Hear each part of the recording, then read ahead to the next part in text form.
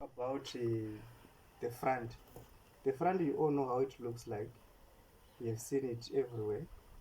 But we want to talk about the ugly back, which happens to have the useful information about what you see at the front. Right. So come close to what is actually important. Right. There. What we have there is the brand name, Trina Solar. The code, if you want to scan and see whether it was made there or not, you can scan. Some modules you can't see where they are coming from. Right. So what is written there is maximum power is 420 watts Pmax. Maximum power voltage VMP is 42 volts. Maximum power current IMP is equals to 10.01 amps. There is a temptation of multiplying VMP and IMP. If you multiply, you will get 420 point something because that is 10.01. So they've already catered for the loss. There's a conversion loss due to heating and something that is called soiling and something that can arise from orientation and so forth. Right. There is maximum power current. I've talked about that. There is open circuit voltage VOC 50.1 volts. There is short circuit current ISC 10.58 amps. There is maximum series fuse 20 amps. Right? There is the power selection is 0 to 5 watts. Right. Maximum system voltage as per IEC standard is 1500 volts. Right? And then there is something that is important there, that is saying all the above is true only if and only if the electrical rating is at STC AM 1.5, irradiance 1000 watts per square meter, temperature 25 degrees Celsius. Right. What standard test conditions atomic mass ratio equals 5.5? That's what AM means. Right.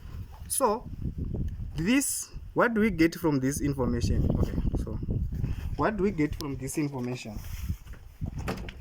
This information tells us what is the type of inverter that we are going to select, because it has told us the open circuit voltage and the maximum power voltage. So it is going to tell us what size of panel charge controller are we going to take, or are we going to choose, and how many of these panels are we going to put in series or in parallel, depending on the inverter that we have chosen.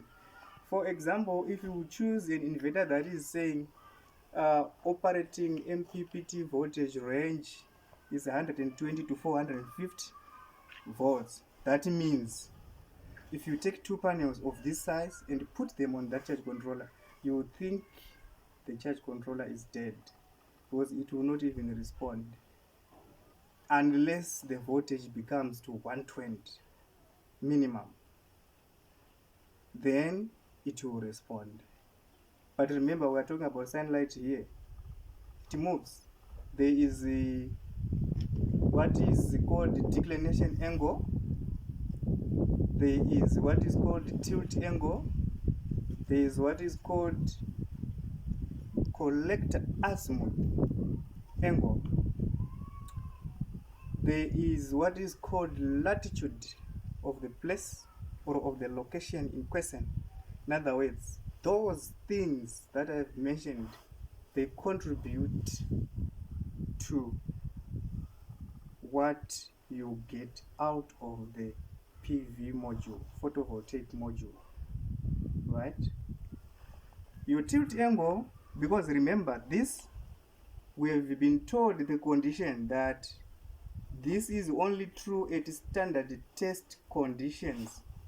So Are we going to meet those standard test conditions outside the laboratory test environment? It's very hard. It's very hard to get. Sometimes we are forced to follow the roof orientation, which may not be giving us the exact latitude or tilt angle that we want. By the way, I'm saying latitude or tilt angle because the rule of thumb is the tilt angle is supposed to be equal to the latitude of that place. The azimuth is not facing for all the panels, all the modules, all the collectors that are in the southern hemisphere. Those in the northern hemisphere, they face south. They face us here. Right. The I talked about IMP. IMP is saying when you've connected the load, um, when you've connected the load, that is the maximum current that is expected. You will see that is smaller than the ISC. The ISC with the short circuit current, because the short circuit current we are saying there is no load, we are just measuring current out of the terminals of the solar panel without any load connected to it. So that current is high. However, don't do that. Don't do that. You will damage your solar cells. Just do put load as it is designed to work. Don't short the terminals. Even the fire that may come out, the IV short the terminals, you may not like it. But you can test using the proper testing equipment, the short circuit current. And you can vary to see the optimum point of operation as well if you want. You go to a location, you can download data for that location. Or if you want real time, place by place, you can actually measure at the location. There are equipment called pyranometers that are used to measure irradiance at the place. Because this panel only gives us 420. If the irradiance at that place is 1000 watts per square meter and the temperature is 25 degrees and the AM ratio is 1.5, AM ratio is also relating to the clearness index. Clearness index is how clear the sky is. Is it cloudy? Is it partially cloudy? Is it forecast? Is it that you get from weather forecasting and so forth? You can actually forecast the expected power that you may get from the solar plant by forecasting. So that's what independent IPPs do, the small power producers do, because when the scale is becoming big, you now need to estimate the power that you are going to be producing so that you can actually determine the tariff, the in-feed tariff that you are going to feed into the grid.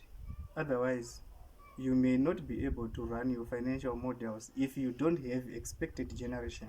So for you to have expected generation, you run the models. It could be PV60 or any other software or even Excel. You can do model in Excel and run your model so that you get the expected daily generation, and then determine the tariff that will give you return on investment, that will be having a profitability index which is greater than 1, and at least you would want your payback period to not to be too long. So there are so many things to talk about. Efficiency of the solar panels is not normally written, but that's the good part about short circuit voltage and short circuit current. When you buy your solar module, those you can measure easily. Measure them, If you are getting them, the power output you have. So what is the efficiency of that module? You are told that the irradiance per square meter is 1000. So you measure the area of your panel. If you want, you know this panel is this size. So how much is it taking? It's taking 420.